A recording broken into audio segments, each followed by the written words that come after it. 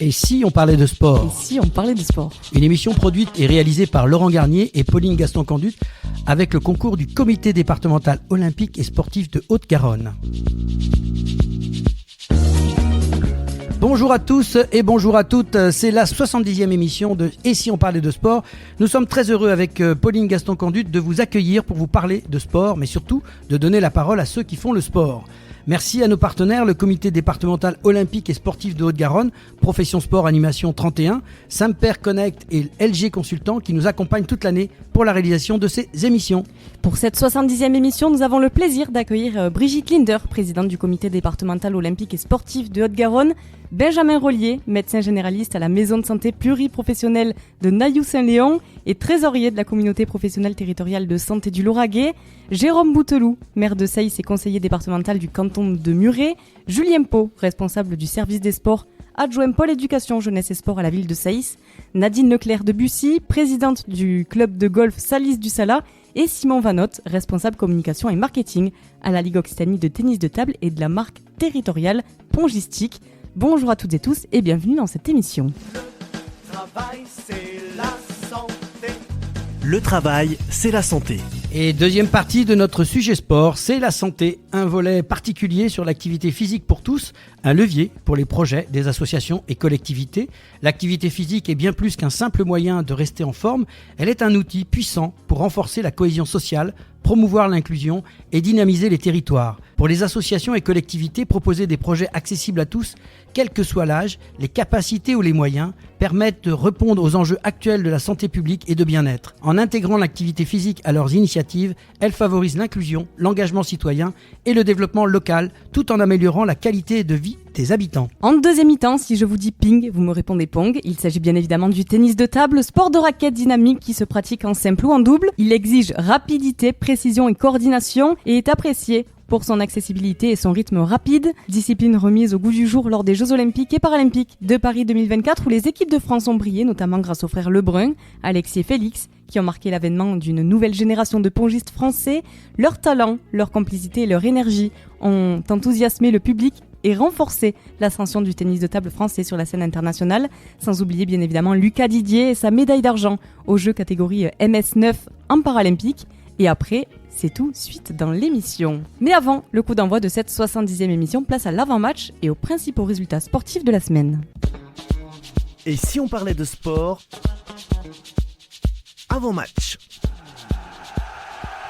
Et oui, dans l'avant-match, les principaux résultats sportifs de la semaine avec Pauline. Oui, on va débuter avec le tennis. Clap de fin pour Rafael Nadal qui a annoncé jeudi dernier qu'il mettait fin à son immense carrière à la fin du mois de novembre, à l'issue de la phase finale de la Coupe Davis. Un parcours légendaire marqué par 22 titres en Grand Chelem, dont 14 à Roland-Garros. Dans la vie, tout a un début et une fin. Je pense que c'est le bon moment, a déclaré Rafael Nadal au sujet de sa retraite. Et pour Richard Gasquet, aussi à 38 ans, le Français a annoncé lui aussi mettre un terme à une carrière longue de 22 ans à Roland-Garros en mai 2025. Et toujours en tennis, parlons du Master 1000 ATP de Shanghai. Jannik Sinner a décroché dimanche un 4e Master 1000, son 21e en disposant de Novak Djokovic. En 2-7, 7-6, 6-3, l'Italien a assuré de terminer l'année à la première place. Et oui, ils sont même tous les deux à égalité, 4 victoires partout, Pauline. On va passer à l'alpinisme, Pauline, parce qu'il y a eu un événement avec, à 20 ans simplement, le jeune Français Alastair Mackenzie est devenu le plus jeune alpiniste occidental à gravir les 14 plus hauts sommets de la Terre, soit 8000 mètres et plus. Une performance hors norme validée le 9 octobre suite à son ascension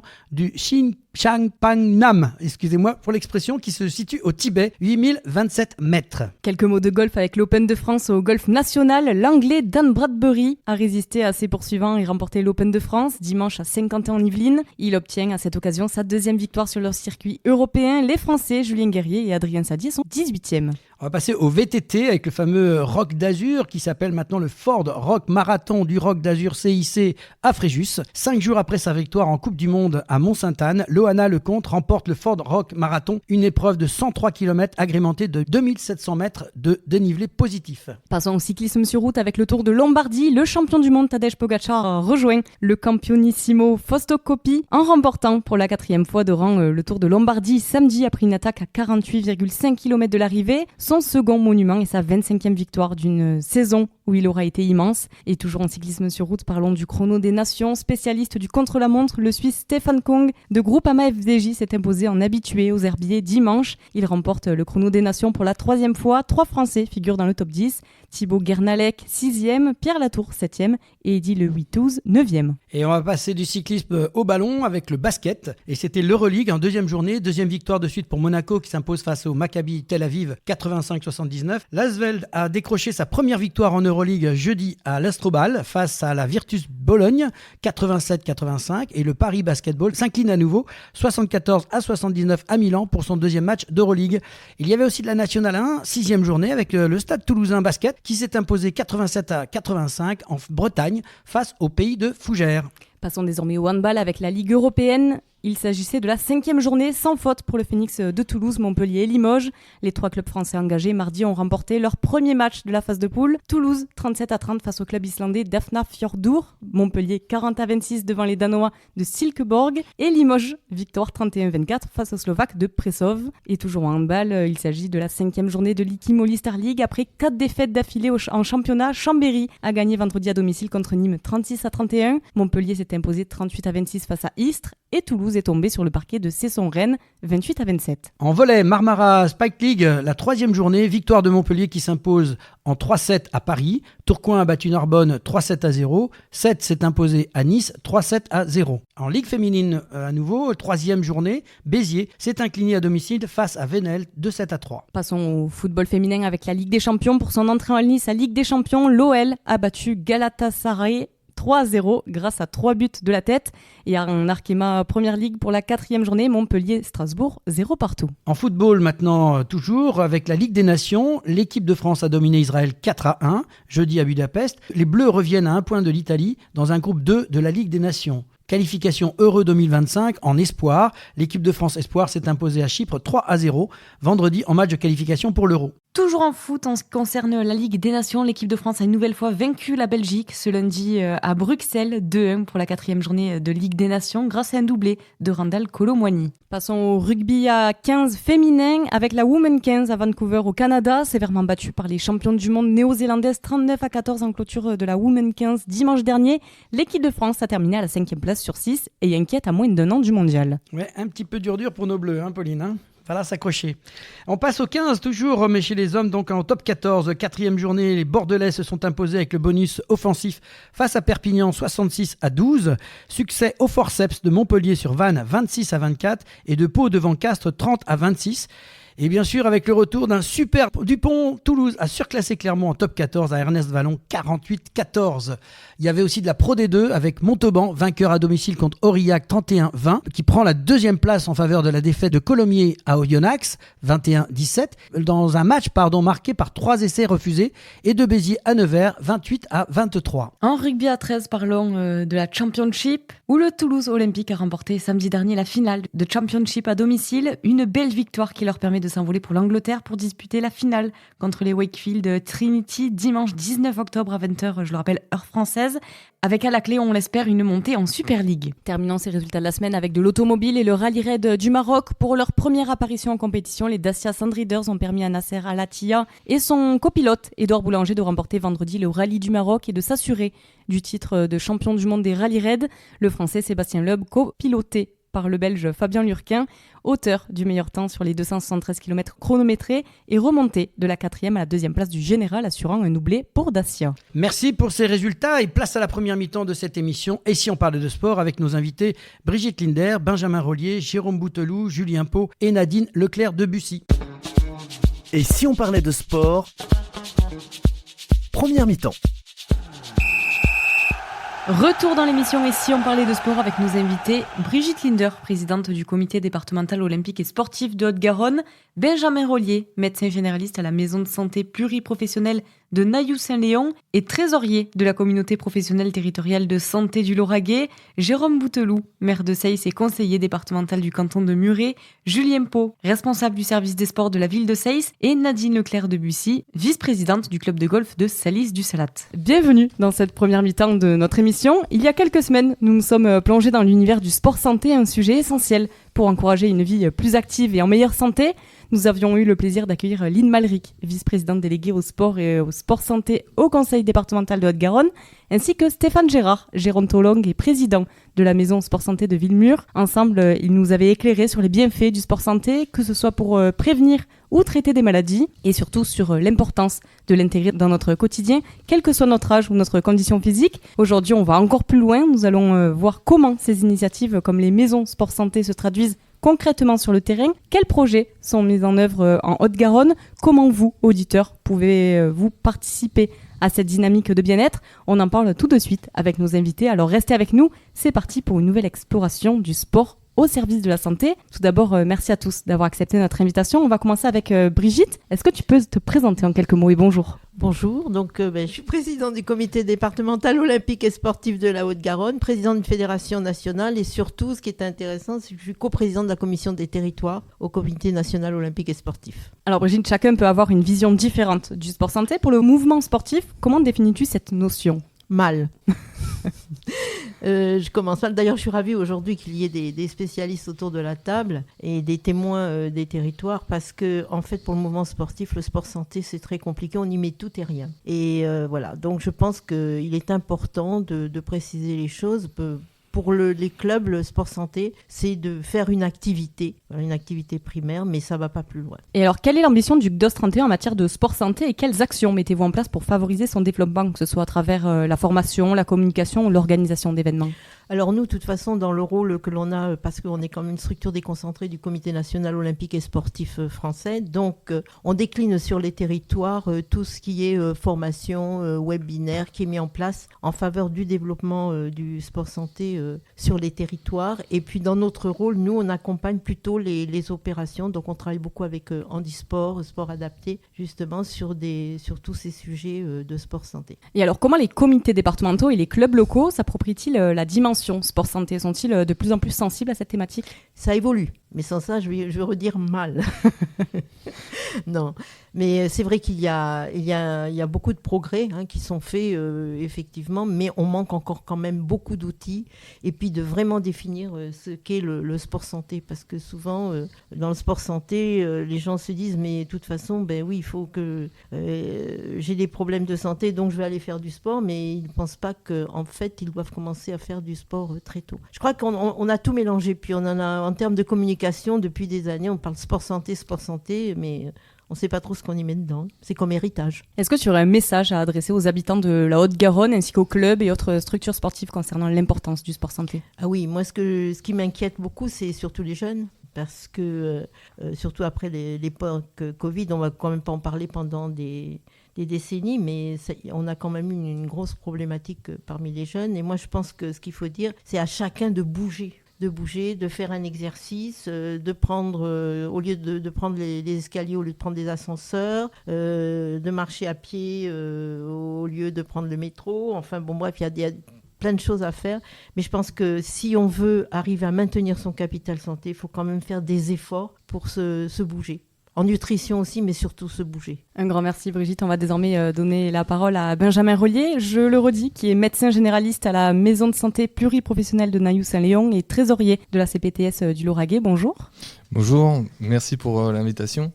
Est-ce que tu peux te présenter en quelques mots? Alors moi je suis donc médecin généraliste, donc je suis co-gérant de la maison de santé pluriprofessionnelle de Nailloux, je suis trésorier de la communauté professionnelle territoriale de santé du Lauragais, donc qui regroupe les professionnels de santé, les structures médico-sociales et les cliniques du Lauragais au Garonnais.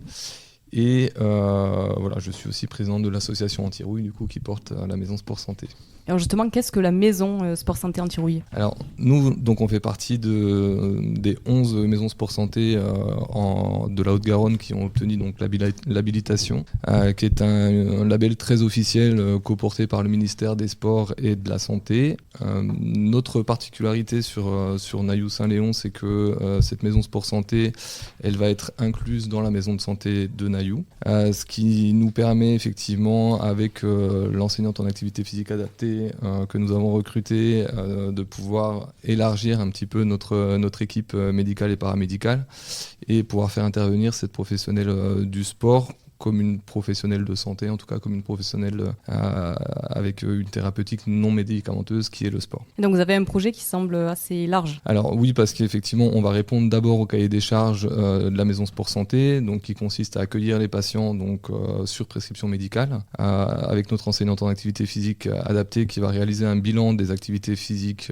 du patient, quelles sont ses motivations, ses capacités. Donc elle va évaluer les capacités avec des tests standardisés et elle va ensuite orienter les patients vers une activité physique adaptée au profil du patient, vers les associations locales. Et effectivement, les données de ces bilans, elles vont être remontées à l'ONAPS, donc l'Observatoire national de l'activité physique et sportive, via un logiciel. Donc ça, c'est un peu la base de la maison Sport Santé. Et en plus, nous, effectivement, notre enseignante en APA propose des groupes d'activité physique adaptées, donc sur des programmes de 12 semaines avec 1 à 2 séances par semaine qu'on peut renouveler X fois avec à chaque fois un bilan intermédiaire pour juger de l'évolution du patient. Et effectivement, on a un projet qui va aussi s'ouvrir un petit peu sur notre monde local. Donc on travaille avec un groupe d'usagers au sein de cette maison Sport Santé avec lequel on va copiloter un petit peu les décisions qui sont prises sur la maison Sport Santé. On va travailler sur l'inclusion sociale aussi parce que l'isolement social devient un facteur de risque de pathologie de plus en plus présent dans nos sociétés. Et effectivement, on va interagir avec toutes les associations locales pour développer de l'activité de loisirs et de l'activité adaptée pour sortir du sport compétition, pour effectivement qu'il y ait de plus en plus de pratiquants, en tout cas de personnes qui puissent se mettre au sport. Par exemple, on a créé avec le club de foot la section foot en marchant, qui regroupe maintenant une vingtaine de personnes et qui fonctionne pas mal. C'est-à-dire qu'il marche. Il court pas, il marche.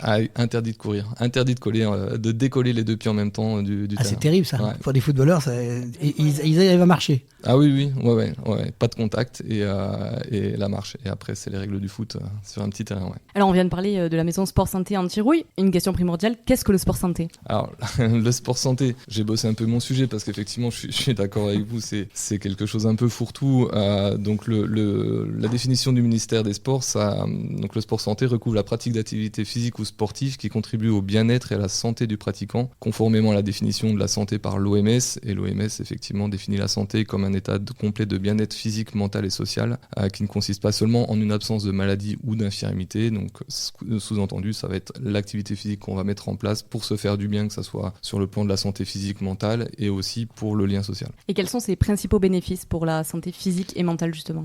Les bénéfices, ils sont vraiment multiples au niveau physiologique. Tout d'abord, effectivement, le fait de faire l'activité physique, donc ça va mettre en place toute une machinerie métabolique qui va permettre de consommer un petit peu les sucres, les graisses, ça va permettre d'améliorer la vascularisation, la perfusion des organes, notamment le cœur, le cerveau. Ça va permettre de fabriquer des molécules anti-inflammatoires qui vont lutter contre les douleurs ou l'apparition de certains cancers. Donc ça, effectivement, les bénéfices, ils vont apparaître à partir du moment où on va se mettre en mouvement. Et effectivement, là, ça va être la mise en mouvement sous toutes ses formes, c'est-à-dire que ça soit la marche, le jardinage, la course à pied, la natation. Voilà, pas forcément le sport au sens noble du terme, mais vraiment l'important, c'est de bouger. Et effectivement, ça va prévenir de la plupart des maladies chroniques, l'apparition et l'aggravation de la plupart des maladies chroniques. Ouais. Et alors toi, quel conseil pratique donnerais-tu à quelqu'un qui souhaite intégrer le sport dans son quotidien pour profiter pleinement des bienfaits sur la santé ? Alors, tout d'abord, la première chose à faire, c'est déjà de réintégrer justement l'activité physique, du mouvement. Faut savoir que 80% à peu près des Français ne respectent pas les recommandations qui sont de pratiquer au moins une demi-heure d'activité physique modérée par jour. Chez les enfants, c'est plus de 95% des enfants français qui ne respectent pas 1 heure d'activité physique par jour. Donc effectivement, la première chose à faire, ça va être de rebouger, se remettre en mouvement, aller à la boulangerie à pied, emmener les enfants à l'école à pied, aller chez le médecin en vélo. Voilà, tous des petits conseils, le jardinage, commencer par remettre du mouvement. Et dans un second temps, effectivement, pouvoir aller vers une activité un peu plus disciplinée, d'exercice physique. Pour reprendre l'activité, ce que je conseille effectivement, ça ça va être de la marche nordique par exemple avec des bâtons, footing en petite foulée, de la natation, du Attends, vélo. je te coupe. Tu Ouais. dis une marche nordique, les gens ils comprennent pas forcément. Explique un tout petit peu parce qu'ils vont se dire ça y est, ils nous demandent d'aller là-haut. C'est Alors, pas ça du tout. Donc non, c'est de la... quelques mots sur la marche nordique rapidement. Alors rapidement, la marche nordique, c'est de la marche avec 2 bâtons que vous achetez dans n'importe quel magasin de sport. On n'est pas dans le Grand Nord, c'est ça que je veux dire. Voilà, ça c'est- permet d'améliorer l'équilibre et puis d'augmenter la dépense énergétique de 15% à peu près. voilà. Non, pas dans le Grand Nord. Pas de On panique, peut pas faire dans le Grand Nord. Vous pouvez faire ça en sortant de chez vous avec Non. 2 bâtons. Exactement, tout à fait. Voilà, donc de commencer par des activités donc non traumatiques pour éviter de se faire mal quand on a perdu l'habitude de bouger, et puis ensuite de ne pas hésiter à s'orienter vers le tissu associatif local. La France est riche de ce tissu associatif, et effectivement, il ne faut pas négliger dans la remise en activité le côté ludique et l'entraînement de groupe de ces clubs qui va permettre effectivement de maintenir la motivation. Tu as commencé à en parler quand on parlait de bénéfices, notamment pour les personnes atteintes de cancer. Le sport santé est-il réellement accessible à tous, y compris aux personnes atteintes de pathologies en situation de handicap ou n'ayant jamais pratiqué l'activité physique ? Oui, effectivement, comme on l'a vu, remettre de l'activité dans sa vie de tous les jours, c'est vraiment quelque chose qu'on peut tous et toutes faire.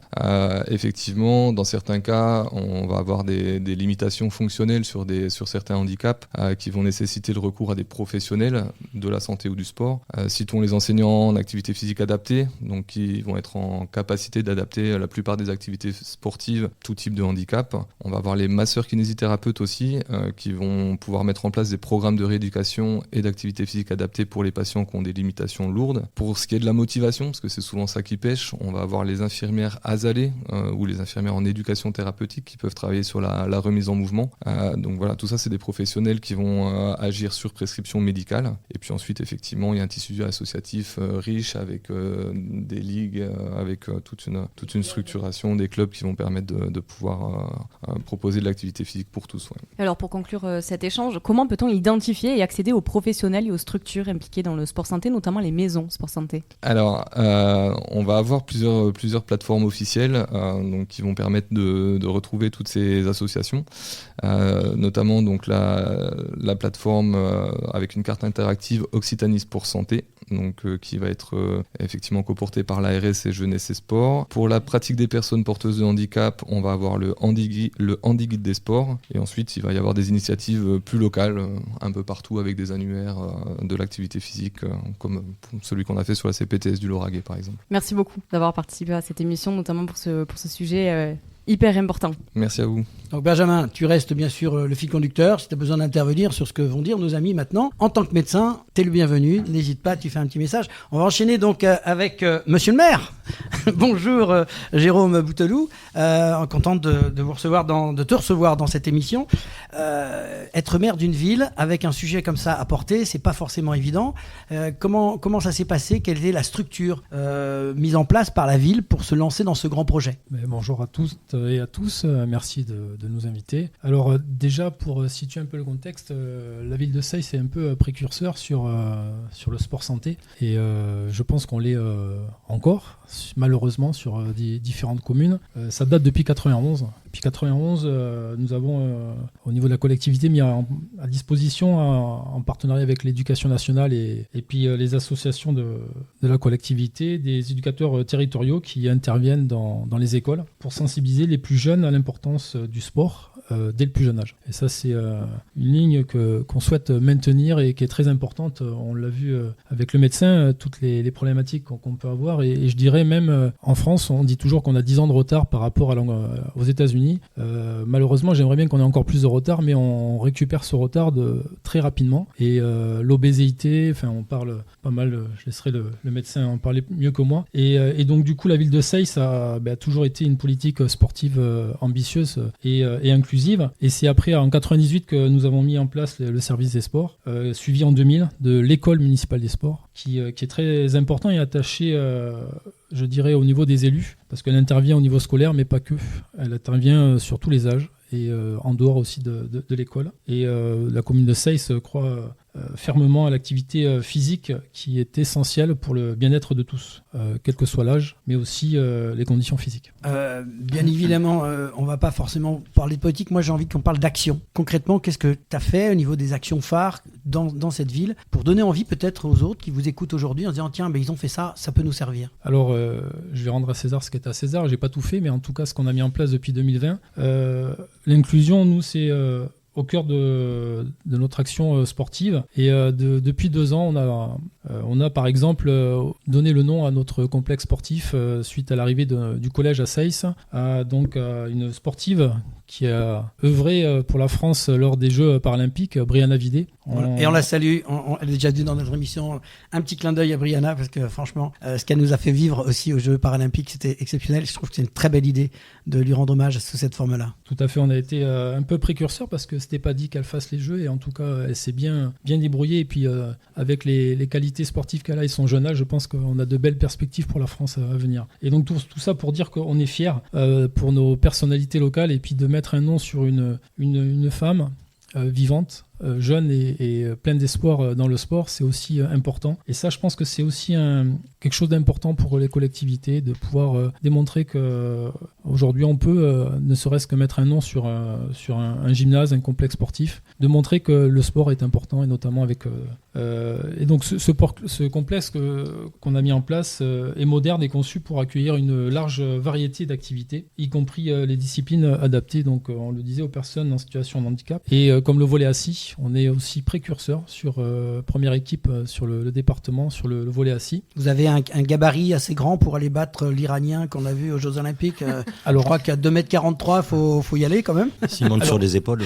C'est parce que... Voilà, on les prend sur les épaules, mais en tout cas, on a des bons gabarits, et c'est vrai que c'est tout nouveau, et en tout cas... On l'a découvert au jeu pour beaucoup. Hein, et nous, ça fait depuis pas mal de temps, depuis 2 ans, qu'on a mis en place avec l'association Fonsorbe Seyss. Je vais faire un peu la pub parce qu'ils ont besoin aussi d'adhérents et de développer cette session, parce que c'est vraiment très important. En tout cas, on a aussi été précurseur pour ce volley assis, et d'ailleurs, lors des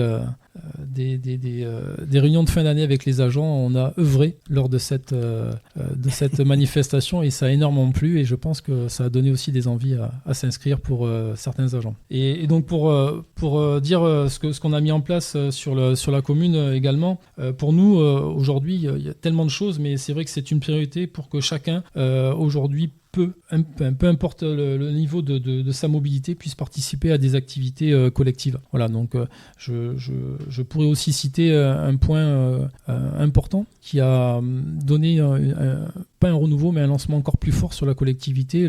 Je pense que Julien en parlera tout à l'heure, mais le Tous à vélo. On a un partenariat avec l'association, le Vélo Club de Seyss, les agents territoriaux et les parents, mis en place pendant une semaine, en fait, Tous à vélo. Et on a plus de la moitié des élèves des écoles, ça représente 250 à 300 élèves tous les matins pendant une semaine qui viennent à vélo, avec leurs parents ou sans leurs parents. Donc avec toutes ces initiatives-là, Jérôme, quel regard tu portes sur l'avenir du sport à Seyss ? Alors le regard sur le sport à Seyss, et j'espère que ça sera un regard aussi au niveau national, parce qu'on met beaucoup d'investissements physiques et financiers, mais c'est important pour nos jeunes de demain, mais pas que. On s'aperçoit que les seniors aussi. Et donc la politique sportive, nous, elle est résolument tournée vers l'avenir, hein, vous l'avez compris, et on mise sur la santé et l'inclusion. Nous faisons du sport non seulement un vecteur de bien-être individuel, mais aussi un puissant moteur de cohésion sociale, et ça c'est important. Je l'ai dit tout à l'heure, on travaille avec les associations, avec le corps médical aussi, c'est vraiment essentiel. Et nos infrastructures, on en a parlé un petit peu, mais il faudrait aussi le souligner, modernes. Et notre accompagnement éducatif permet de lutter contre cette sédentarité et de promouvoir l'activité physique pour tous. Et nous voulons que chaque Seyssois puisse trouver sa place au sein de cette dynamique. Alors pour ça, il faut des hommes. Tout à fait. Et donc, on a ici avec toi le responsable des sports de la ville de Sèche qui, donc, a priori, a du boulot. Bonjour Julien, tu es Bonjour responsable à tout le monde. donc service des sports de Sèche. Le maire, il a plein d'ambitions et derrière, il faut suivre. Oui. C'est un petit peu ça. Donc, quelles sont les opportunités qui t'ont permis de mettre en place ces différents projets et quels sont les partenariats que tu as obtenus pour le développement? Tout d'abord, bonjour à tout le monde et merci pour l'invitation. Alors, Julien Pau, responsable du service des sports et éducateur sportif à la ville de Seyss. Donc, en termes d'opportunités qui nous ont permis de mettre cette politique sportive en œuvre, c'est tout d'abord l'acte fort de création du service des sports en 98.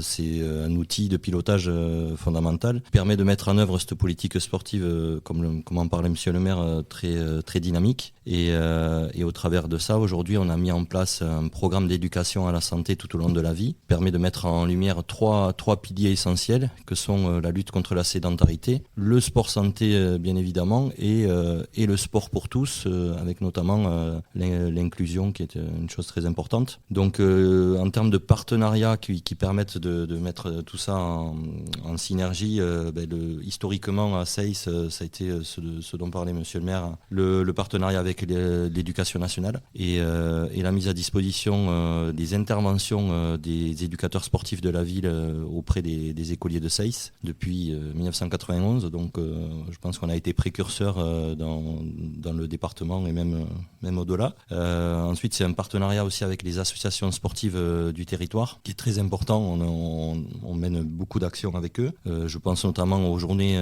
sport découverte des vacances scolaires où là en fait le principe c'est de proposer des journées d'échange et de partage d'expériences pour créer des ponts entre les pratiquants qui sont entre guillemets des spécialistes d'une discipline, donc le club de judo avec je prends l'exemple du club de judo puisqu'on a fait un stage récemment. Eux, ils faisaient un stage de judo de leur côté et nous on a mis en collaboration et en synergie les enfants inscrits à ces journées découvertes de manière à ce que les uns comme les autres partagent leurs disciplines respectives. Du coup, les enfants qui étaient inscrits, entre guillemets, labellisés multisports, ont découvert avec le prof de judo la discipline de judo. Et en contrepartie, nous, on a fait découvrir aux judokas l'escalade, le futsal. Donc, c'est sous forme d'échanges comme ça qui sont très appréciés.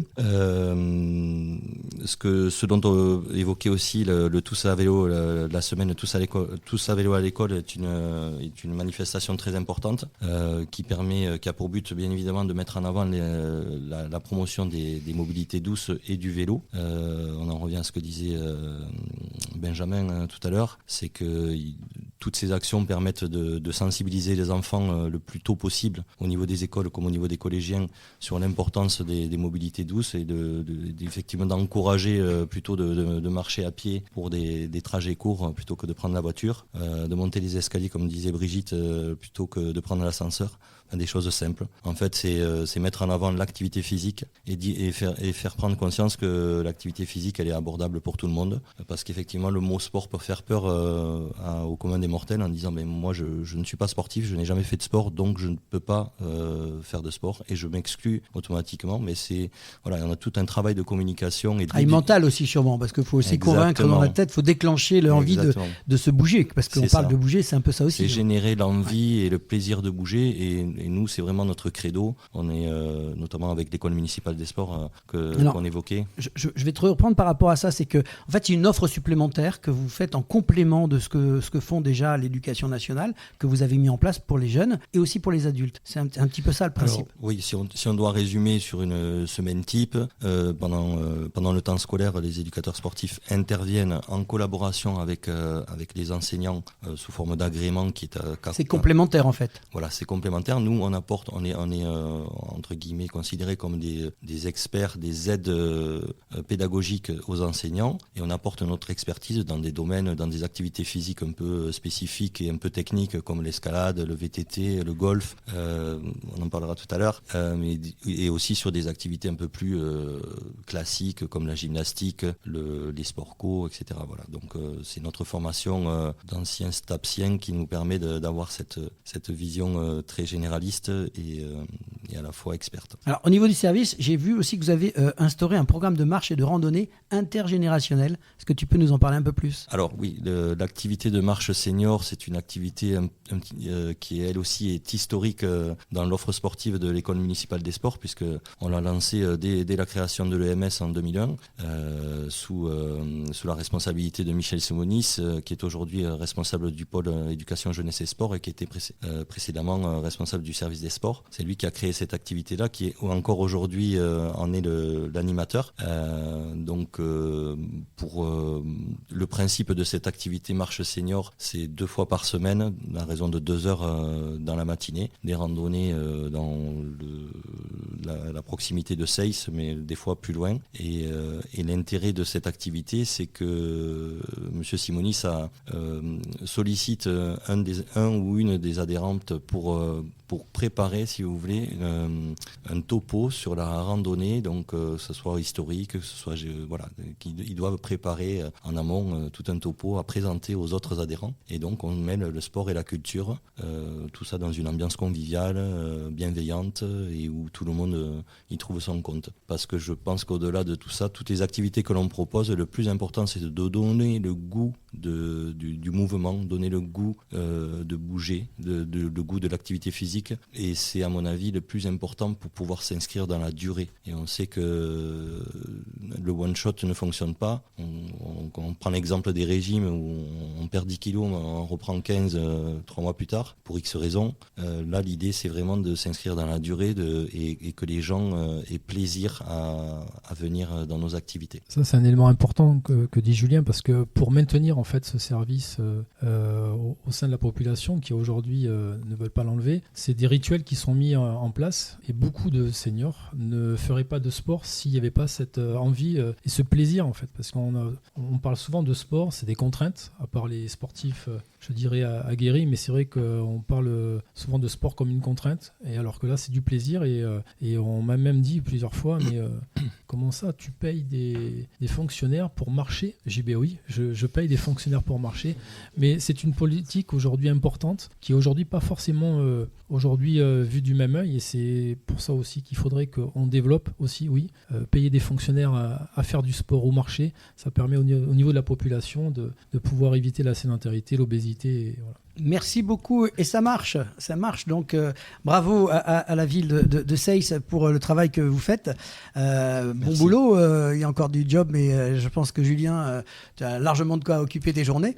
Exactement, et j'aimerais quand même mettre l'accent aussi sur l'impact du politique sur nos métiers. Monsieur le maire est là, mais c'est vrai que sans des actes forts politiquement, pour donner les moyens aux acteurs de terrain de mettre en place cette politique-là, et de mettre en place des activités pour répondre aux besoins des administrés, eh bien ça serait un coup d'épée dans l'eau, et l'acte fort, le dernier acte fort et les moyens que vous nous donnez, monsieur le maire, avec ce complexe sportif Brian-Lavilliers, qui est un écrin de 2800 m² dédié au sport sur Seyss, qui fait la fierté de notre ville aujourd'hui, et qui donne envie à beaucoup d'autres communes aux alentours j'espère d'y mettre les moyens pour mettre en avant le sport, la pratique physique, l'activité physique, et pour le bien-être de tout. Le message est passé, je te remercie. Julien, on va pouvoir parler aussi d'un autre sport qui est le golf dans quelques instants. En tout cas, merci à tous les deux d'être venus et de nous avoir raconté un petit peu ce que vous vivez. Je vois un responsable des sports heureux, bravo, c'est super d'avoir cette connivence entre les deux, c'est sympa. Et puis on peut peut-être rajouter aussi qu'ils ont rajouté 1 heure de plus à l'école, ça serait pas mal, Brigitte, voilà. Les activités, vous avez parlé tout à l'heure d'activités mises en place, je trouve ça génial. Merci monsieur le maire. Il faudrait que tous les politiques dans les communes et même au niveau national prennent en compte le sport comme vous le prenez. C'est un bel exemple. Oui, je voulais savoir si les activités que vous faites, vous le faites à l'intérieur du milieu scolaire, vous rentrez dans les écoles ? Oui. Parce que ça, c'est important. C'est ce travail fait avec l'éducation nationale, et que ce n'est pas extrascolaire, mais intrascolaire. Bravo. Merci Madame la Présidente, vous voyez qu'elle a encore plein de choses à nous raconter, notre Présidente, et si on lui laisse le micro, on y passe 2 heures, mais c'est passionnant de l'écouter. On va passer donc à ta collègue et amie qui est avec nous et qui elle va nous parler de golf. Il s'agit de Nadine, Bonjour. Nadine Leclerc-Debussy, qui est donc, on se trompe pas, vice-présidente du club de golf de du Salat, c'est ça?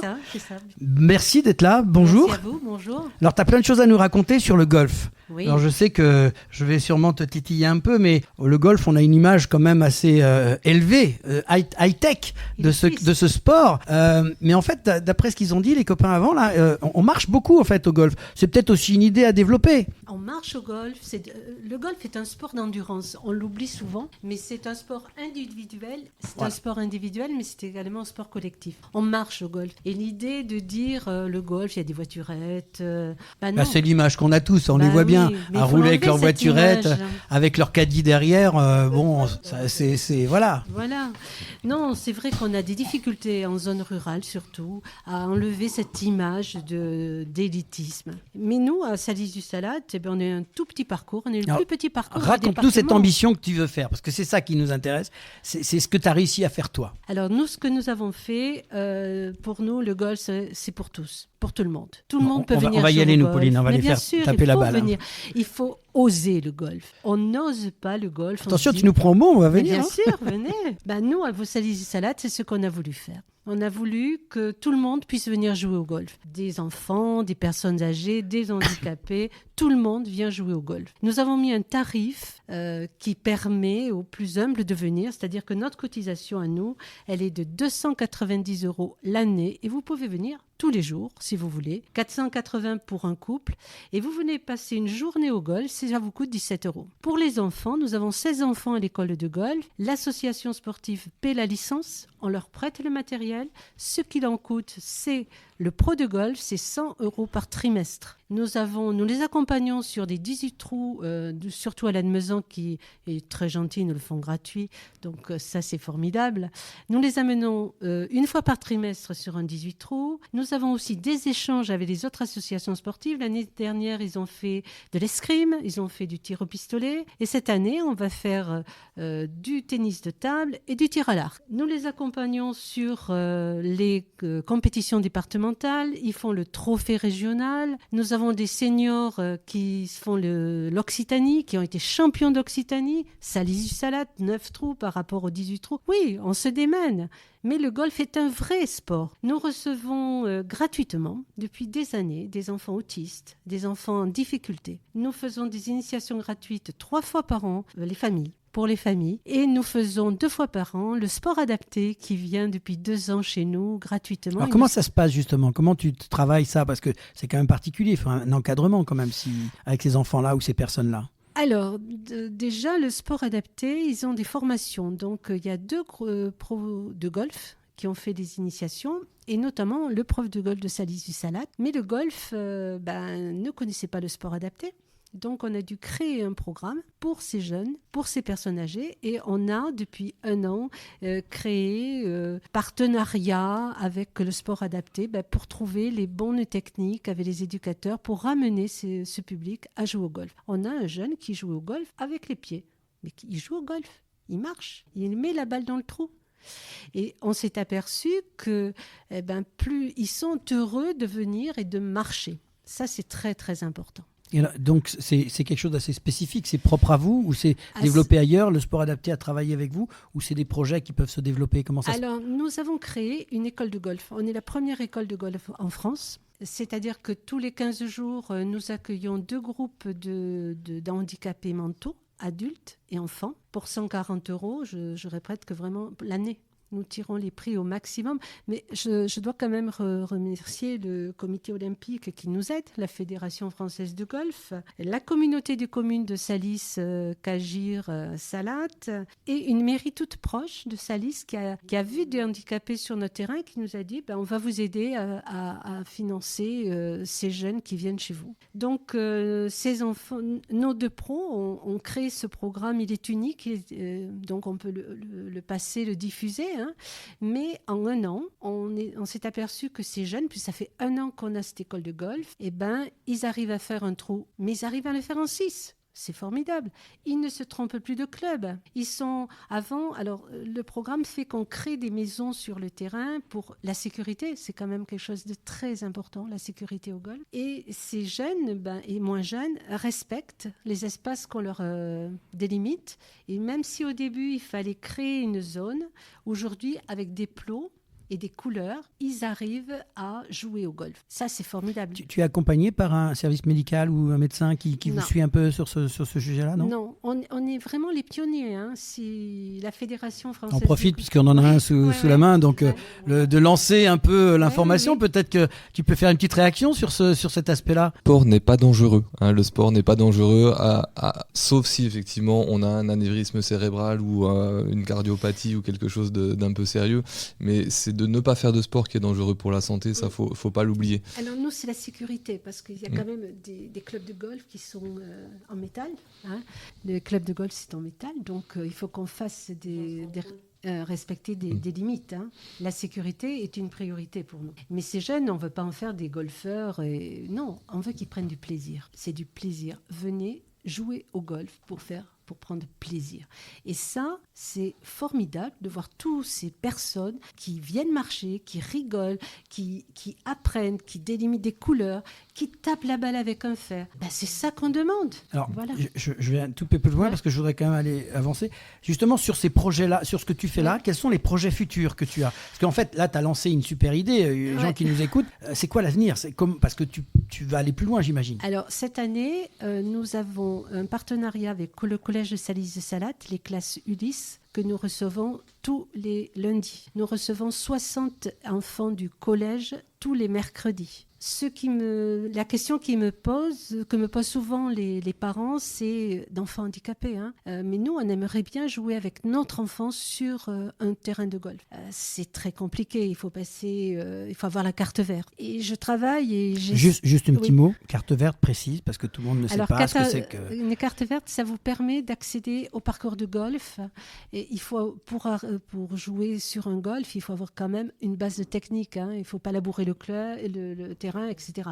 Donc c'est ça, avoir les bases pour jouer sur un terrain. Beaucoup de parents nous demandent si on peut initier leurs enfants pour justement qu'ils jouent avec eux sur un terrain de vol. Ça, c'est notre projet futur. Mais la Fédération française travaille un petit peu à trouver un système parce que certains ne peuvent pas passer la carte verte, mais peuvent jouer au golf. Donc ça, c'est vraiment le projet pour l'avenir, trouver façon d'amener tout le monde sur un terrain de golf. On pourrait t'écouter pendant des heures. Où est-ce qu'on peut éventuellement se renseigner? Parce que les gens qui écoutent, ils ont envie de faire un peu... Est-ce que tu as une adresse, un numéro de téléphone, quelque chose que on peut donner à l'antenne? Oui, on peut donner le numéro du club de golf de Salis-du-Salath, 05 61 87 46 29. Voilà, ça c'est dit. Merci beaucoup. On va être obligé d'enchaîner. Il y aura encore plein de choses à dire, j'imagine. Je voulais quand même dire, si vous me permettez, une chose, c'est que c'est pas parce qu'on est un petit terrain de golf qu'on est dynamique, qu'on crée des choses, qu'on invente, mais aussi on a des jeunes qui sont en compétition, qui font les championnats départementaux. On a une équipe senior qui est en National 3. Pour un 9 trous en national, c'est formidable. On a les seniors qui nous ont cette année été champions d'Occitanie. Donc oui, venez au golf, osez le golf. Le golf, c'est le golf de Salis-du-Salath. Voilà, merci. C'est ce qu'il fallait dire. Voilà. En milieu rural. Bon, écoute, merci pour ton intervention. C'est passionnant. C'est plein d'initiatives, ce que vous nous avez donné tous. Merci pour vos témoignages dans Si on parlait de sport. Bonne continuation pour tous vos projets. Portez-vous bien. Vous connaissez maintenant la formule. Vous êtes bienvenus dans l'émission quand vous voulez. Et tout de suite, nous allons retrouver Yannick Morel, directeur de Profession 31 pour la chronique sport et professionnalisation, qui nous parle des dispositifs d'accompagnement du milieu associatif sportif. Et si on parlait de sport, la chronique.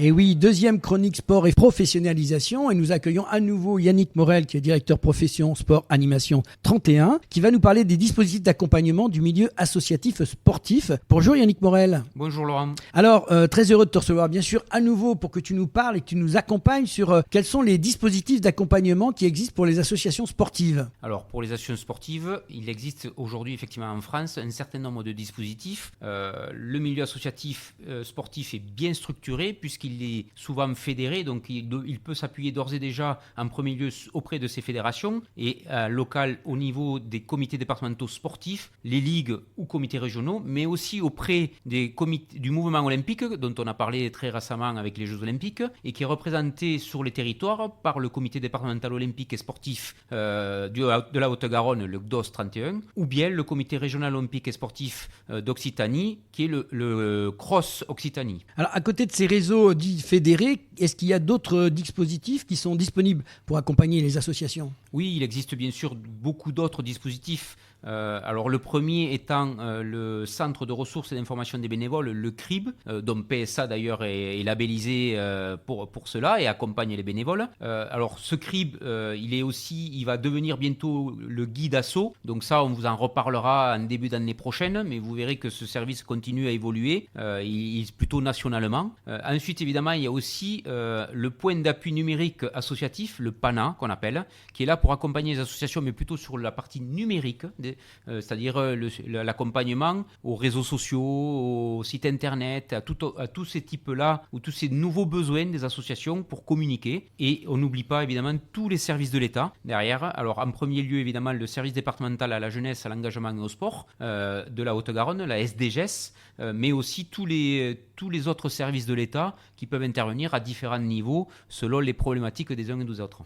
Alors, et il y a aussi pour les associations sportives qui sont employeurs, est-ce qu'il y a des dispositifs spécifiques auxquels elles peuvent faire appel ? Oui, effectivement. Alors il y a des dispositifs d'accompagnement pour les employeurs associatifs et donc les employeurs associatifs sportifs. Par exemple, le tiers de confiance URSAF, qui est un dispositif qui s'appelle Impact Emploi, dont Profession Sport aussi est porteur et ce service est là pour accompagner les associations dans toutes les démarches administratives et sociales et dans la gestion de leurs salariés. Il y a aussi effectivement de la même façon le dispositif local d'accompagnement, le DLA 31, qui est là pour accompagner par contre les associations sur des logiques personnalisées avec des conseils, avec des intervenants extérieurs qui viennent aider les bénévoles dans des réflexions plus longues pour les accompagner dans leur pérennisation aussi. Le dernier dispositif, il ne faut pas l'oublier actuellement parce que les associations ont quand même passé des périodes difficiles, notamment malheureusement après le Covid. Il s'est créé très récemment le dispositif Prévasso qui est là pour aider les associations qui se trouvent en difficulté financière. La dernière des choses, et ça c'est plutôt au niveau national, c'est que évidemment un employeur et une association employeuse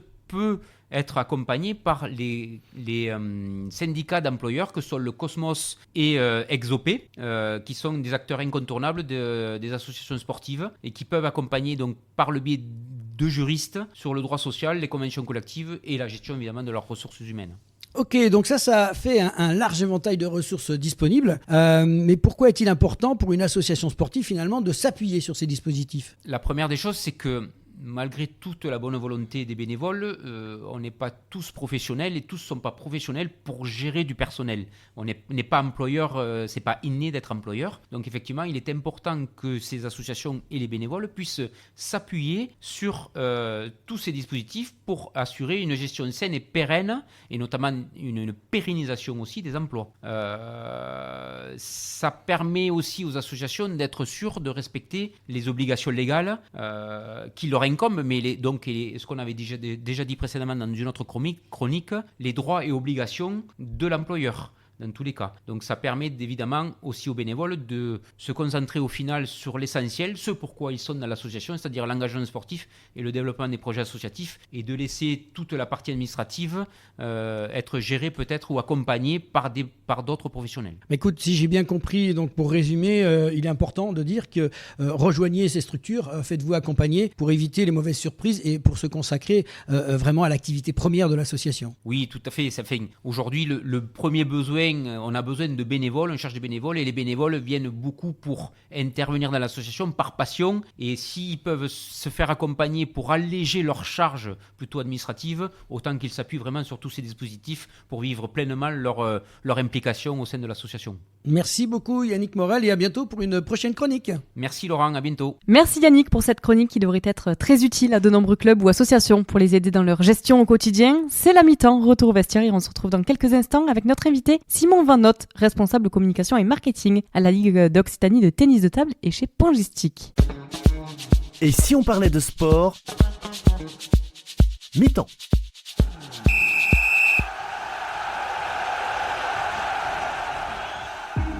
Passionné de sport, vous souhaitez participer à son développement sur le territoire de la Haute-Garonne?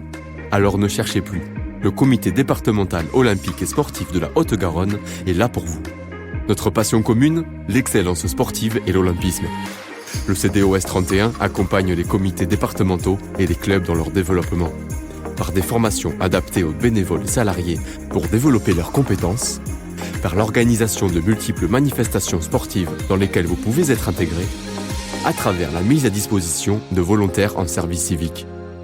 Alors contactez le comité départemental olympique et sportif de la Haute-Garonne dès maintenant par mail contact@cdos31.org ou au 05 62 24 19 02. Ensemble, faisons briller la Haute-Garonne à travers le sport. Jeudi 28 novembre, et si on dialoguait sport? Retrouvons-nous à Dialogue Sport pour un grand débat sur des thématiques sportives essentielles. Environnement, inclusion, formation, sport, entreprise et santé, et un bilan des Jeux olympiques et paralympiques. Toutes les informations sur sportivité.fr.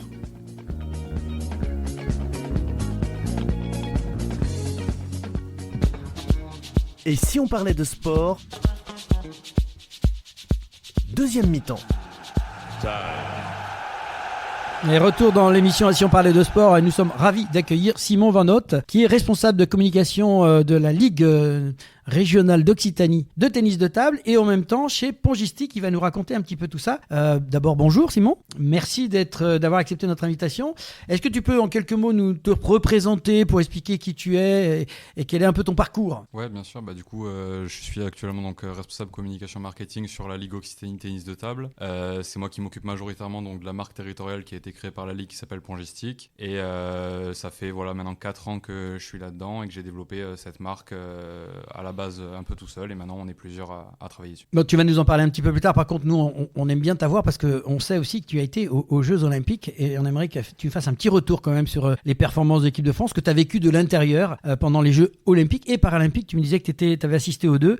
Quelles sont tes impressions, ton ressenti? Comment tu as vécu à l'intérieur cet événement? Nous on s'est régalé, mais toi tu as dû en voir un peu plus que nous. Les JO c'était assez fou, même les Paralympiques en fait, on s'attendait même un peu moins sur les Paralympiques que sur les Olympiques, et finalement c'était à peu près la même ambiance sur les deux.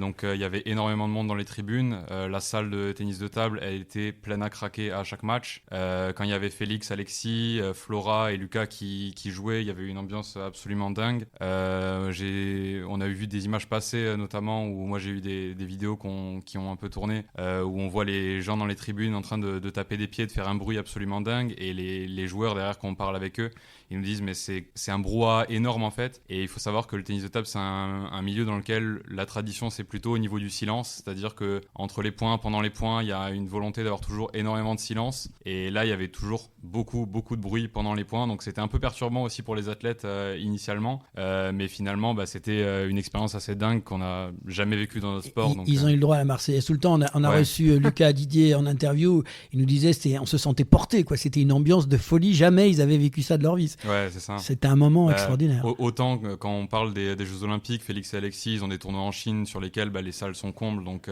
ils ont un peu l'habitude d'avoir certaines choses comme ça, mais sur les paras, c'est beaucoup plus compliqué parce que la médiatisation du paralympique, c'est quand même assez réduit. Et là, donc, c'est une des premières fois qu'ils avaient ce genre de salle où ils avaient un engouement aussi gros du public français, donc c'est assez exceptionnel. Ouais. Et justement, quel bilan peut-on dresser de ces résultats? Parce qu'on a eu quelques médailles quand même, que ce soit aux Olympiques ou aux Paralympiques. Alors, au niveau du bilan un peu chiffré, on va dire, on a Félix Lebrun, donc actuellement numéro 1 européen, qui est 7e mondial, qui ramène la médaille de bronze. Il fait un parcours sans faute, où en demi-finale, il rencontre plus fort que lui. Il joue contre Fan Zhendong, qui est l'ancien numéro 1 mondial, contre qui il a jamais encore gagné, un match assez compliqué. Et derrière, il arrive à l'emporter face à un Brésilien, donc Hugo Calderano, ce qui lui permet de prendre la 3e place. Il venge un peu son frère aussi, Alexis, qui avait perdu précédemment dans le tableau contre Hugo. Donc l'histoire était assez belle. Et derrière, ils vont chercher en équipe la médaille de bronze aussi, avec donc Félix, Alexis et Simon Gauzy, qui est également formé dans la région. Il a été formé à Toulouse. Simon, donc une équipe purement d'Occitanie finalement, qui perdent encore contre la Chine en demi. Malheureusement, les aléas du tableau font qu'ils ont joué la Chine encore une fois avant la finale, ce qui fait qu'ils vont pas chercher mieux que le bronze. Et finalement, dans un match, je pense que beaucoup ont vu face au Japon pour la médaille de bronze où Félix fait un match absolument fou contre Tomokazu Harimoto sur lequel il arrive à sauver 3 balles de match pour finalement l'emporter. Donc ça fait finalement 2 médailles de bronze. C'était exceptionnel. Ça a jamais été vu dans l'histoire du une ambiance français. Ouais. C'est une première en fait. Le meilleur résultat qu'on avait eu avant, ça remontait dans les années 90. Là aujourd'hui, le tennis de table connaît un engouement qui a jamais été vu en fait dans l'histoire de notre sport. C'est la première fois qu'on arrive à ce niveau-là, et derrière on a enchaîné avec les Paralympiques qu'on attendait peut-être un peu plus, parce que c'est quand même sur les derniers JO, notamment à Tokyo, il y avait eu pas mal de médailles qui avaient été ramenées, donc on savait que c'était un sport assez majeur quand même dans le para. Et nous typiquement sur l'Occitanie, on avait donc Flora Vautier en fauteuil qui avec Florian Merlin est allé chercher une médaille de bronze. C'était une surprise totale parce que Flora c'est toute jeune. Ouais, c'est ça. Elle a 19 ans. Elle commence à rentrer un peu dans le circuit. Elle est quand même elle est 11e mondiale aujourd'hui dans le circuit dans sa classe para. Donc déjà ce que j'aimerais bien rappeler, c'est pour que les gens comprennent un peu le para, parce qu'il y a eu beaucoup de questions qui nous ont été posées là-dessus, parce que c'est assez complexe au niveau des différentes classes de handicap en fait, parce qu'ils sont tous classés, donc des classes notamment en individuel de classe 1 à 10, 11, ça dépend des classes, mais ça dépend en fait de la classe de handicap. Est-ce qu'ils sont debout, est-ce qu'ils sont assis, quel type de handicap ils ont, et du coup ils vont être regroupés dans des classes pour avoir une compétition qui est à peu près équitable à ce niveau-là. Donc Flora elle prend la médaille de bronze, et Lucas qui prend la médaille d'argent en battant le numéro 2 mondial, le numéro 3 mondial sur son parcours. Finalement il perd en finale contre Lorenz Devos, qui est concrètement impossible à battre parce qu'il joue en valide à côté.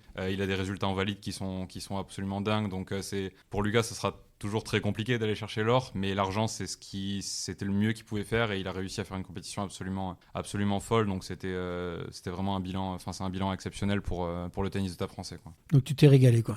Ouais, plutôt. Et puis derrière, nous on avait aussi toute communication, donc c'est surtout sur ça que moi je travaille. Donc le lien avec les athlètes, de faire valider un peu tous les contenus qu'on va sortir sur eux pendant la compétition, etc. Et on a eu des moments assez forts sur les réseaux, notamment on a eu des vidéos avec Flora qui ont dépassé les 20 millions de vues.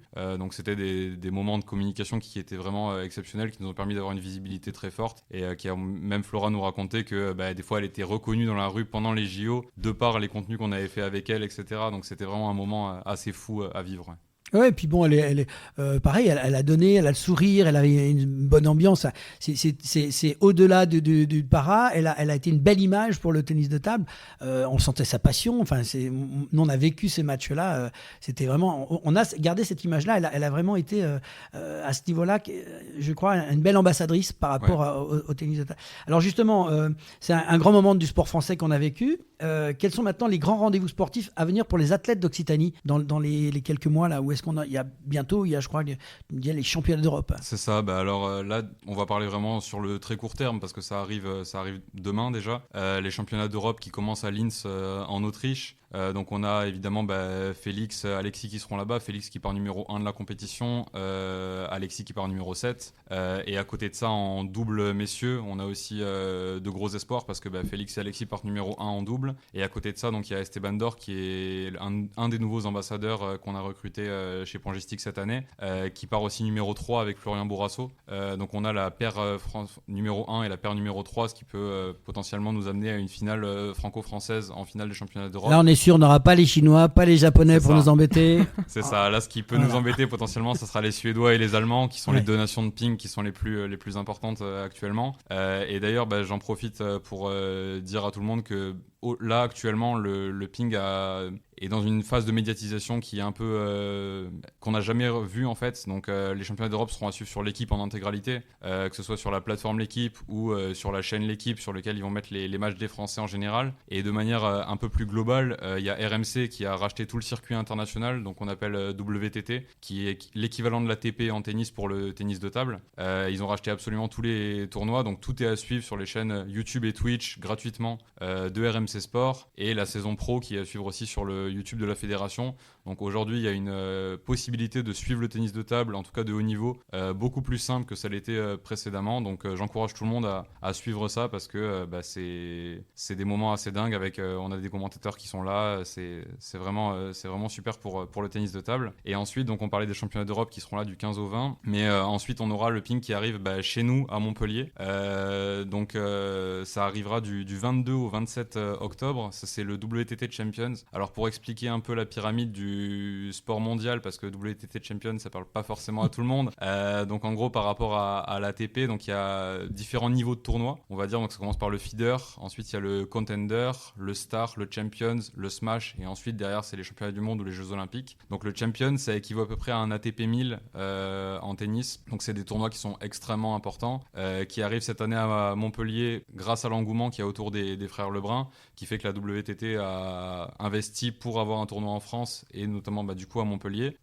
Et il reste encore des places qui seront... Donc c'était à guichet fermé, mais vu l'engouement, ils ont décidé de réouvrir des places pour les sessions du 22 au 27. Donc si jamais vous avez des disponibilités sur cette période-là, n'hésitez pas à prendre vos places pour Montpellier parce qu'il y aura une ambiance absolument folle là-bas. Voilà, donc ça c'est les deux grosses échéances qui arrivent bientôt, et ensuite on aura encore des matchs de pro du côté de Montpellier, du côté de Nîmes, et encore d'autres tournois qui arrivent toute la saison. Et alors concernant la Ligue Occitanie de tennis de table, quels sont les grands axes de développement pour la saison à venir? Alors concrètement ce qu'on fait avec la Ligue, c'est que on va développer les mêmes axes que la Fédé va nous transmettre, donc les grands axes fédéraux, on va reprendre un peu ces axes-là. Donc il y a un gros axe autour de la féminisation du tennis de table. Pour nous c'est un des axes les plus importants qu'on veut mettre en avant, parce qu'on est un sport qui malheureusement n'est pas assez paritaire. On est un des sports les moins paritaires de France. On a 7% de licenciées féminines actuellement. Donc excuse-moi, tu l'expliques comment ça? Pourquoi il y a moins d'engouement pourtant c'est un sport qui est accessible aussi bien aux hommes qu'aux femmes? Je pense que historiquement, il y a eu depuis très longtemps dans notre sport, il n'y a pas eu la tradition d'avoir des femmes dans les salles en fait. Je saurais pas l'expliquer vraiment pourquoi, mais ça s'est continué. Moi depuis que j'ai commencé le ping, ça doit faire 14 ans, 15 ans maintenant que j'en fais et que je suis dans le milieu. Ça a toujours été comme ça depuis que je suis c'est la culture qui vient de Chine là-bas, ou peut-être que... C'est la culture de notre sport, je saurais pas trop l'expliquer, mais c'est quelque chose qu'on veut changer profondément dans la mentalité du sport. Donc on a beaucoup d'actions de féminisation qui sont mises en place, des tournois féminins, on va chercher des nouvelles pratiques, notamment autour du fit ping. Pardon, c'est quoi le fit ping? Alors le fit ping, c'est... tu parles, mais nous on suit pas. On va faire, en fait, c'est dans des salles, on va mettre de la musique et on va faire des exercices de fitness en rythme sur des mouvements de tennis de table, donc des revers, des coups droits en musique, à des personnes. Et en général, c'est des événements qui parlent pas mal au public féminin, donc ça nous permet aussi d'attirer des femmes. Tu fais danser les filles en fait. C'est un peu ça, mais autour du ping, toujours penser comme ça. Et le but, c'est d'avoir donc ces ateliers-là qui vont être à côté de séances d'entraînement de ping classique pour essayer d'attirer le public féminin dans les salles et pour qu'ensuite elles continuent à pratiquer notre sport de manière un peu plus classique, on va dire. Donc il y a cette partie-là, et derrière il y a aussi le para qui pour nous est très important. On essaie vraiment de développer cette pratique-là. En fait, le but c'est vraiment de se dire qu'on a un sport qui est un sport extrêmement inclusif, qui peut accueillir tous les publics, que ce soit des jeunes, des personnes âgées, des personnes en situation de handicap, même dans le sport adapté. Voilà, c'est vraiment un sport qui a pour vocation d'accueillir absolument tout le monde et qui ne rejette surtout personne. Donc voilà, on invite vraiment toutes les personnes qui ont potentiellement du mal à trouver un sport qui pourrait les accueillir à venir. Moi par exemple, j'ai un exemple assez marquant là avec mon travail que je fais un peu sur les réseaux. Il y a quelqu'un qui m'a contacté en message privé qui me dit: bonjour, je suis tétraplégique, il y a peu de sports qui acceptent, voilà, je sais pas ce que je peux faire, est-ce que le tennis de table pourrait m'accepter? On l'a redirigé vers un sport, et aujourd'hui là il m'envoie des photos de lui à la salle en train de jouer, donc on a réussi à l'amener dans une salle, et aujourd'hui donc c'est vraiment un sport qui peut vraiment parler à tout type de public. Donc voilà, si jamais il y a des gens qui pensent que c'est pas fait pour eux, venez chez nous parce qu'il y a de la place. Bon, là, le message est bien passé, on voit que tu connais bien ton sujet. J'ai envie maintenant de te pousser un petit peu dans tes retranchements par rapport à ton rôle que tu as dans cette nouvelle structure, la marque territoriale Pongistique. Est-ce que tu peux nous expliquer un peu ce que c'est, pourquoi ça a été conçu et ce que tu y fais finalement, puisque dans cette structure-là, je crois que tu as pris beaucoup d'importance. Ouais, du coup c'est une marque qui a été créée donc en novembre 2021, ça fait on va bientôt fêter les 3 ans aujourd'hui. Donc le but à la base, c'était vraiment de moderniser l'image du tennis de table. Et c'était vraiment un projet vraiment autour de la communication, de comment est-ce qu'on va réussir à mieux parler de notre sport, intéresser les jeunes, intéresser les gens à vraiment suivre ce qu'on fait. Parce qu'on avait une image qui était extrêmement vieillissante. On a souvent, on se dit entre nous qu'on a souvent été un sport un peu qui avait 20 ans de retard, qui était un sport des années 90. Donc ça, c'est vraiment l'image qu'on voulait ne plus avoir. Réussir à moderniser tout ça, à se baser aussi sur des personnalités un peu fortes. C'est ce qu'on a voulu faire via le programme ambassadeur. Donc c'est pour ça qu'on a recruté notamment Félix Lebrun, Alexis Lebrun, Flora Vautier, Lucas Didier et plein d'autres jeunes talents de la région. Donc ça, on les a recrutés au tout début de la marque. Au début, quand on a commencé, Félix et Alexis, ils étaient au-delà de la 1000e place mondiale. Et en à peine un an, ils sont passés dans le top 100. Donc ça nous a fait évidemment un coup de buzz assez fort. Mais donc le but, c'est vraiment donc de servir les clubs, de servir les comités, de servir les licenciés et d'être vraiment un appui en communication pour à la fois ramener du licencié dans les salles et à la fois permettre aux clubs et aux comités de mieux communiquer sur le tennis de table, de mieux communiquer sur leurs pratiques. Et le but final, évidemment, c'est toujours de ramener des gens, d'avoir plus de monde et de faire en sorte que notre sport évolue dans le bon sens. Donc ça, c'est vraiment l'idée à la base de Pongistique. Aujourd'hui, en fait, ça a pris une ampleur qui est assez grande parce que on est suivi aujourd'hui par des gens qui sont même au-delà de l'Occitanie. En fait, il y a énormément de personnes dans toute la France qui reconnaissent Pongistique comme un des acteurs majeurs du tennis de table français. Pour prendre un petit exemple, juste sur les réseaux sociaux, aujourd'hui, on est le compte le plus suivi derrière le compte de la fédération. Donc on est aussi d'un point de vue purement Occitanie, le deuxième compte appartenant à une ligue le plus suivi, donc juste derrière le foot. On est donc va d'ailleurs sûrement bientôt dépassé, mais voilà, donc aujourd'hui on est un sport qui est quand même a de l'importance. Comme je le disais avant, c'est le moment le plus fort du tennis de table actuellement en France et surtout en Occitanie, parce que c'est aussi là que ça vit actuellement grâce aux frères Lebrun. On voit que les organismes internationaux arrivent chez nous, que la fédération l'année dernière a organisé les championnats de France aussi chez nous en collaboration avec nous. Donc il y a un gros boom et on le voit même au niveau des licenciés. Là, juste avant de venir, je regardais un peu les statistiques qu'on avait au niveau des licenciés. On a eu une augmentation qui est drastique par rapport à l'année dernière. On a pris, si on prend la même date l'année dernière, on a plus 1700 licenciés aujourd'hui qu'il y a un an. Donc c'est-à-dire qu'il y a vraiment un boom. Pour vous donner des petits exemples, moi des fois je vais dans des salles autour de chez moi, notamment sur le secteur toulousain. Dans mon club par exemple, le jour de la rentrée, il y avait une queue de 50 mètres devant la salle pour venir jouer. Les tables étaient pleines, les gens restaient dans les tribunes pour attendre à avoir une table pour jouer. Il y a un vrai engouement qui se passe. Le club de Saint-Orens notamment, ils nous racontaient qu'ils sont passés l'année dernière de séances avec 70-80 personnes, qui est quand même un gros club, et aujourd'hui ils sont des fois 140-150 le soir, ils doivent pousser un peu les murs. Enfin, c'est vraiment un engouement qui est assez grand finalement. Donc nous on participe à ça, on essaie vraiment de fournir un appui au club pour qu'ils puissent communiquer de la meilleure manière, pour qu'ils puissent gérer l'afflux aussi des personnes qui arrivent de la meilleure manière, parce que on a conscience aussi que la communication, c'est aussi ce qui va permettre au club derrière d'aller chercher des financements, parce qu'en fait quand ils montrent que ce qu'ils font c'est valorisé, etc., quand ils vont voir des collectivités, quand ils vont voir l'ANS, quand ils vont faire des dossiers, c'est quelque chose qui peut rapporter de l'argent. Donc c'est un travail à faire globalement sur la région, je pense, et voilà à peu près quel est notre rôle aujourd'hui. Donc en fait, Pongistique, c'est on va dire une structure qui accompagne les clubs principalement sur l'Occitanie. C'est ça. Alors ce qu'on fait globalement, ça va être surtout des actions de communication que ce soit sur les réseaux sociaux ou sur le terrain. Donc où nous on a donc les ambassadeurs comme je vous en ai parlé avant, mais aussi des clubs partenaires avec lesquels donc on va apporter un soutien en communication. On va gérer un peu tout ce qui va être le graphisme pour eux, donc les affiches qu'ils vont mettre en place, voilà, tout ce type de choses. Là aujourd'hui d'ailleurs, on va relancer une campagne pour avoir des nouveaux clubs partenaires, donc pour aider de nouveau certains clubs d'Occitanie. Et ensuite, on a beaucoup de liens avec les différents comités pour essayer de leur apporter un appui là-dessus. Donc voilà, c'est vraiment l'idée globale de la marque, c'est ça. Ouais. Et de venir dans Et si on parlait sport pour parler de la marque. C'est un peu ça. En tout cas, merci de nous avoir accordé quelques instants. C'est sympa d'avoir pu nous raconter cette passion que tu as vécue aux Jeux Olympiques. Nous, en tout cas, on l'a vécu avec Pauline. On a fait des émissions spéciales tout l'été sur ça. On s'est régalé, bien sûr. Et on a eu l'occasion aussi de parler avec Lucas. et de l'interviewer. Ça a été un beau moment de bonheur parce qu'on sentait dans ce qu'il nous a raconté, dans son regard, il vivait encore ces moments très forts. Médaille d'argent, je le rappelle quand même. Il a reconnu qu'en face, il avait un monstre qui était très fort. Mais déjà, arrivé en médaille d'argent, c'était super. Les renseignements, moi j'avais noté pour la ligue loctt.fr. Exactement. Et l'autre, pongistique tout simplement, .fr. Pongistique.fr. Après, vous pouvez nous retrouver sur tous les réseaux, que ce soit TikTok, Instagram, LinkedIn, Twitter, tout ce que vous voulez. Vous tapez pongistique, vous trouvez. Voilà, donc on est actif tout le temps. Donc si jamais vous avez des questions, n'hésitez pas à vous nous envoyer un message sur n'importe quel réseau. On répond tout le temps.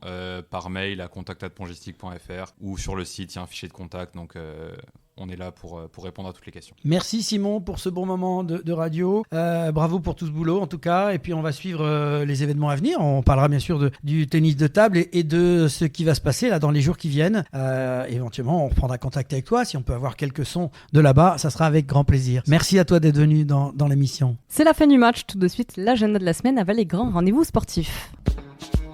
Et si on parlait de sport? Fin du match.